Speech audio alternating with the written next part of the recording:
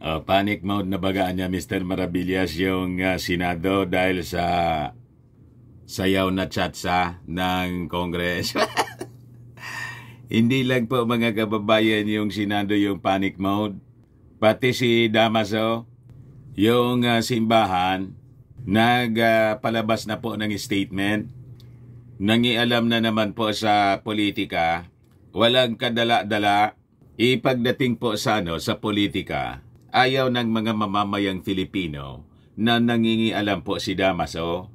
Ang katibayan niyan mga kababayan, noong eleksyon, yung buong puwersa mga kababayan ng simbahan, ang ikinampan niya si Santa Mama, yung mga meeting di Abansi po, ginagawa na mismo sa simbahan, sa mga katedral, mga pare, mga obispo, mga madre, sila na yung namimigay ng ng mga polyeto ni Santa Mama, talo pa rin. Milya-milya mga kababayan yung lamang ni Bibi. Ngayon, nangingialam na naman po sa politika. Ito po, mga kababayan, nagpalabas sila ng official statement. Pahayag, pirmado ni Bishop Broderick Pabilio.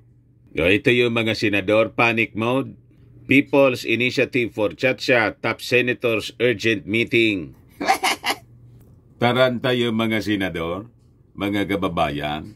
At isa pa mga kababayan na balita ngayon, mainit na balita. Inabsulto po si Maudigs ng Quezon City Court. Hindi Quezon City, yung prosecutor's office po ng Quezon City sa kasong grave threats. Siyempre Mr. Maravillas, party-party yung mga DDS.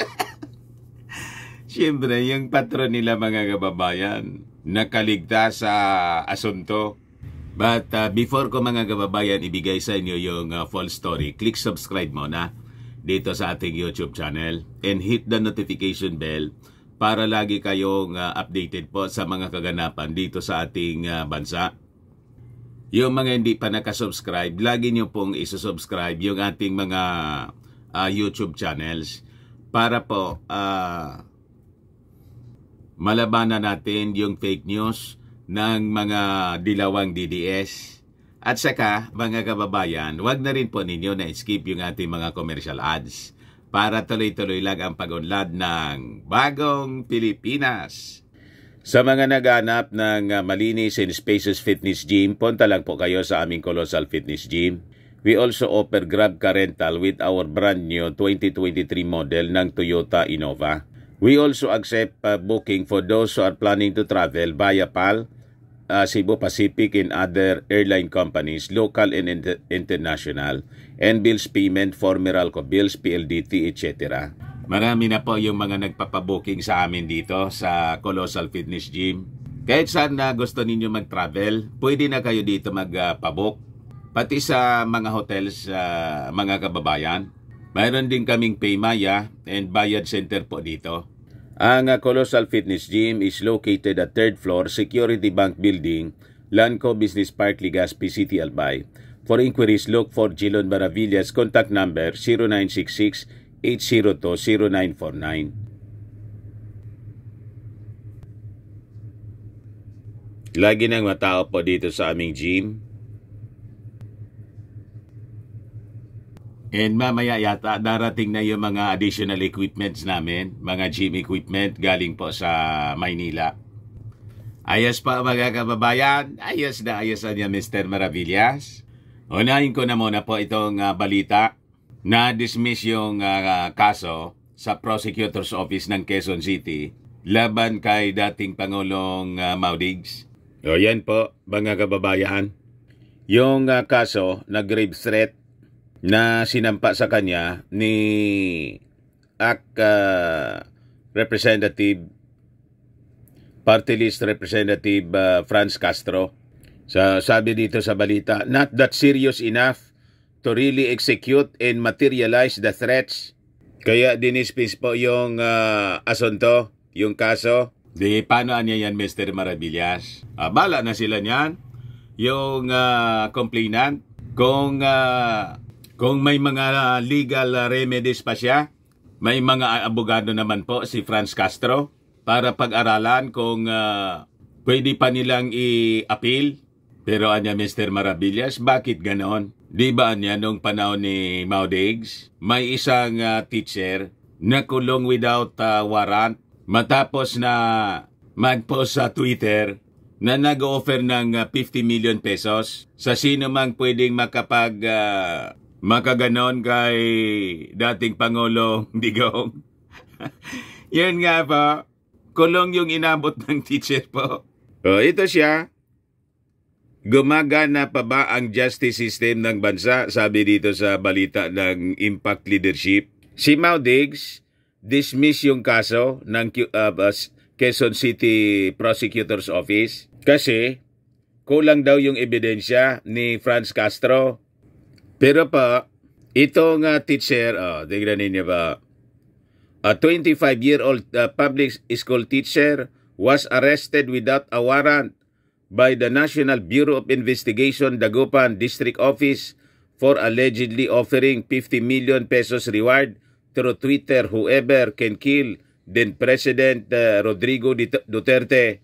Yan sana mga kababayan. Kulong agad yung teacher po. Kasi naman anya Mr. Maravillas, ordinaryong tao. Normal anya dito sa ating bansa. Nag-ordinaryong tao po. Lalo na yung pananakot po nangyari sa panahon mismo ni Maudigs. Kulong agad po. Walang warrant-warrant. You see, nagtaka ka pa niya Mr. Maravillas na noon nga uso yung tukang-tukang EJK agad. O nga no. Ngayon, iba na ngayon. Kasi nire-respeto yung human rights. Kaya yung desisyon ng Quezon City Court, mga kababayan, at saka ang involved dito po, dating Pangulo. Kaya sabi ng Quezon City Prosecutor's Office niya, dismiss ayan na kaso na grave threat for want of sufficient evidence. Ibig sabihin, yung recorded na programa ni Maudigs, kung saan sinabi niya na gusto ko niya yung mga komunista, kasama ka na niya. Hindi yun sufficienteng ebidensya mga kababayan. Ganon. Sabi yan ng Quezon City Prosecutor's Office. Bala na yung mga abogado ni Franz Castro na magreklamo kung tama ba yung ginawa na pag-dismiss agad-agad. Ayos pa, usapang legal po yan eh.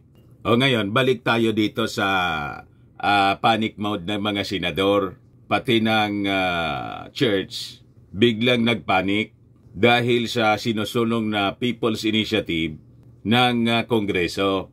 Nagpa-meeting sila agad-agad, mga kababayan. Urgent meeting ng mga senador. So sabi diyan, Senate President Juan Miguel Zubiri and 15 senators held a meeting on Wednesday to discuss present urgent concerns including the proposed amendment ng 1987 Constitution sa pamamagitan ng People's Initiative. Disagreement arise among senators with concerns over possible shift to a unicameral system.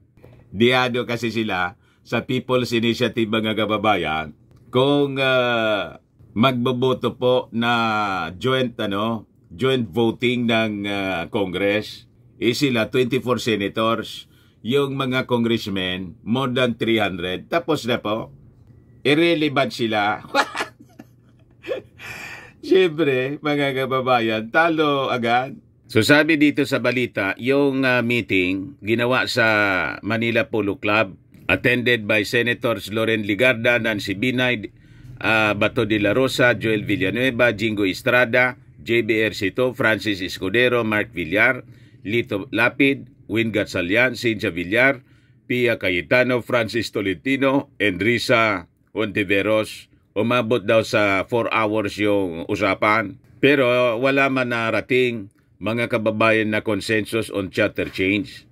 Ang takot ng mga senador na baka po i-abolish yung Senado. ma-erase po yung Senado sa mapa ng sa mapa ng ating bansa. Wala ng Senado. Tapos magkakaroon ng unicameral parliament. Yung mga hindi naka-attend, sabi rito sa balita, sina Senators Bongo, Bong Revilla, Raffy Tolpo, Alan Peter Cayetano, Amy Marcos, Robin Padilla, and Grace Poe.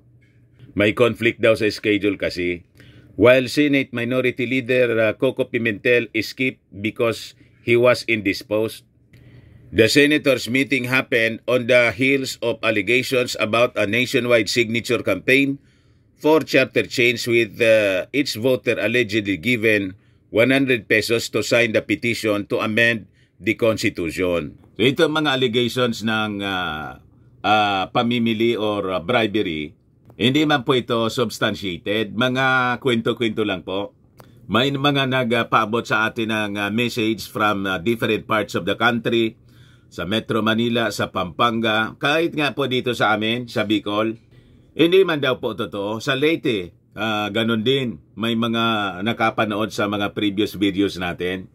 Pero anya, pumirma kami para isulong yung CHATSA through People's Initiative. Pero hindi man niya kami binigyan ng pera. So possibly, itong mga allegations po ng bribery, pinalilitaw nila para siraan po yung People's Initiative. Ganon ang mga gawain ng mga kalaban ng kaunlaran. Di ba? Kalaban ng pagbabago. Kasi kung totoo po na namimigay, bakit hindi nila i-document at sampahan ng kaso yung mga nasa likod ng sinasabing pamimigay ng 100 pesos up to 10,000 pesos? So, di ba? So, lumilitaw. Black propaganda po. Talagang purposely, gusto nilang siraan yung People's Initiative. Tingin ko po, tama itong sinabi ni Representative Richard Gomez. O, sabi po ng aking look-alike na congressman, who are the people afraid of constitutional reforms? These are the politicians who think their term limits will be changed, shortened, or scrapped. A reason which is totally self-serving and selfish. Tama, kaya taranta yung mga senador. Gusto nilang proteksyonan yung kanilang mga selfish interest. Kasi unang-una po, sa present setup ng ating gobyerno, ayahay na po sila. Kasi yung term nila po 6 years. Bawat senador, at allowed pa sila for another re-election. So 12 years po yung kanilang turno. Kasama yata yung vice president. Pero yung presidente po, 1 term lang po, 6 years. Nasaan ang hustisya? Hindi allowed po for re-election. Tapos yung mga congressmen, kailangang magsailalim ng re-election tumakbo for re-election every 3 years po. Kasi 3 years lang yung term ng mga congressmen. Pero allowed sila na tumakbo for re-election 3 times. Pero pag suma total natin, 9 years lang po sila. Di ba? Lamang na lamang yung mga senador. So alam niyo na kung bakit majority sa mga senators ay kontra yata dito. So, tama yung sinasabi po ni Congressman Richard Gomez. Takotan niya itong mga kontra. Kasi iniisip nila yung kanilang term limits will be changed. Mababago. O baka umigsi. O baka i-scrap na yung Senado mismo. A reason which is totally self-serving and selfish. Pang sarili lang po yung iniisip nila. Hindi yung interest ng buong bansa, mga kababayan. Kaya huwag kayong papatol sa kanilang mga sinasabi po. Diyan niya, ay paano yung stand niya Mr. Maravillas ng simbahan? Yung simbahan po, hindi man po pinakikinggan ng mga tao. Pero basahin ko sa inyo yung kanilang statement. O ito po siya, pahayag. Sabi dyan, Mayroong isang akbang na baguhin ang konstitusyon sa pamamagitan ng People's Initiative na humihiling sa mga tao na lumagda sa isang petisyon upang bumuo ng isang Constitutional Assembly ng dalawang kapulungan ng Kongreso ay sama-samang boboto. Babaliwalain ito ang Senado. Mayroong 315 na House Representatives o mga congressmen at 24 lang na mga senators. May offer pa nga na magbayad para pumirma ang mga tao. Baka gamitin ang madaliang pagpapatawag ng Barangay Assembly para dito. Sabihin sa mga tao na huwag pumirma. Hindi ito inisyatiba na galing sa mga tao, kundi ng ilang mga politiko. Pirmado po, Broderick Pabilio, Apostolic Vicar, January 11, 2024. So ano niya, Mr. Maravillas, yung masasabi mo dyan sa pangingialam na naman nitong mga damaso sa ating bansa? Di na po bago yung kanilang pangingialam sa politika. Talagang yung natura nila. Pero sa sa hanay nila, ayaw nilang pinangingialaman. Di ba? Yung gobyerno hindi man nangingialam sa kanila. May separation nga, the church and state. Kaya yung ating gobyerno po, hindi man nangingialam sa kanila. Kaya very unfair na sila mga kababayan laging nangingialam sa affairs ng ating gobyerno. But anyway, sabi nga natin, hindi man sila pinakikinggan ng mga mamamayang Filipino pagdating sa politika. Ang ebidensya niyan, lagi silang aktibong nangangampanya na ngayon. Di ba? May sinusupport na. Noon mga parinig lang, pero lumala. Nung panahon ni Santa Mama, pinagamit na mismo yung mga cathedral po. Yung mga rebolto nila, dinagdagan po ng picture ni Santa Mama. Talo pa rin.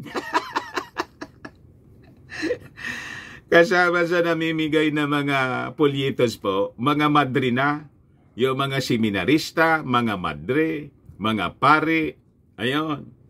Kasama sa sermon, yung pangangampanya sa mga mamamayang Filipino.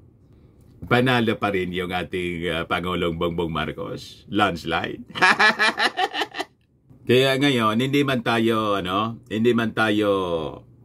nag-aalala dito sa pangingialam sa People's Initiative. Tapos, dito sa sinasabi nila na hindi ito inisyatiba na galing sa mga tao, kundi ng ilang mga politiko. Bakit? Yung mga politiko ba, hindi na tao?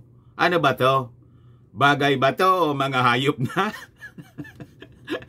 Kayo na lang yung mga tao dito sa ating mundo. Ito mga congressmen, sabi nga natin doon sa previous video natin, these are representative of the people.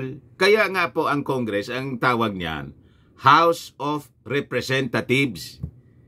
They are representatives of the people ng bawat distrito sa buong bansa. So, paano nasabi ninyo na hindi ito boses ng mga mamamayang Filipino? Sila mismo boses. Binigyan sila officially ng trabaho na maging boses. Kaya sila yung nag-i-initiate nito na isagawa yung People's Initiative. Diba? Consulting. Kinokonsulta yung mga mamamayang Filipino kung sila ba ay sang-ayon dito. Yun ang purpose po ng pag-iikot. At yung mga sinasabing vote buying po, panunuhol, pinaliwanag na yan dito sa amin. May mga mobilization funds na pinalabas. Kasi po, in any initiative po, kahit nga sa pribadong organisasyon, kahit nga sa church, di ba? Hindi ka man makagalaw dito, mga kababayan, kung walang pundo. But the funds is not intended para bilihin yung desisyon ng mga tao. Kasi gumagastos tayo, gasolina, pagkain, di ba? Ng mga taong magtatrabaho. Hindi man po pwedeng gagalaw na wala man lang, di ba? Sige nga, kayo nga yung gumawa ng anumang initiative without a fund. Kumbaga, magawa ninyo. Ang problema kasi ay binibigyan ninyo ng masamang kahulugan kasi nga kontra kayo. Pero kung sang-ayon kayo, ayos lang yung mag-shell out ng pondo pag kampi sa inyong mga interes. Kahit nga yung kampanya, di ba? Wala bang gastos doon yung simbahan sa pag-support kay Santa Mama? Ano yung paggawa ninyo doon sa mga tarpaulins, sa mga campaign materials? Ano yung gagamitin ninyo sa pag-iikot kung hindi kayo gagastos sa gasolina para ikutin yung mga barangay sa buong bansa? Di ba may pondo? Pagdating dito sa People's Initiative, minamasama ninyo yung pagbibigay ng operational fund man lang po yan, mga kababayan. Kasi hindi man pwedeng wala. Pero kung talagang sinasabi ninyo na namimigay ng 100 o sino yung binigyan, sino yung nagbigay, i-document ninyo, i-substantiate ninyo yung inyong mga akusasyon, i-file ninyo yung asunto, yung reklamo, para may mapanagot. Iyan ang challenge natin dito sa Sige Po Yung Daldal. Kahilig ninyo na maghaka-haka. At parang kayo na lang yung laging tama. At kayo na lang yung tao dito sa mundo. Pag mga politiko pala, hindi na tao. Kasi sinasabi ninyo rito, ito ay inisyatiba na galing sa mga hindi ito inisyatiba na galing sa mga tao, kundi ng ilang mga politiko. So, yung mga congressmen, hindi na tao. Yun ang gusto ninyong palabasin. Sinong maniwala sa inyong mga argumentong ganyan? Argumento ninyo sablay. Di ba? Ito man lang ay, yun man lang po, mga kababayan. Mali-mali na tuloy tayo. Baka lang gusto ninyo itong itry. Firmax Firming and Lifting Cream, pinapahid po sa mga pulses in affected area. Mahinam po sa paninigas ng mga kaso-kasuan. Ito naman po, Automax Radiant Serum. Sa mukha naman yung application. Anti-aging po siya. You will look 10 years younger than your age. Sa mga cancer patients naman po, baka lang gusto ninyo itong itry. Ningxia Red Mixed Fruit Drink. Hindi man po ito gamot, food supplement siya. Kaya lang, gawa siya mga kababayan sa goji berry. Yung goji berry may anti-cancer properties. Ayos pa. O yung mga inquiries ninyo, dumiretso na lang kayo sa aming messenger sa Facebook para masagot namin agad. Ako po si Dante Maravillas. Bye-bye po. God bless.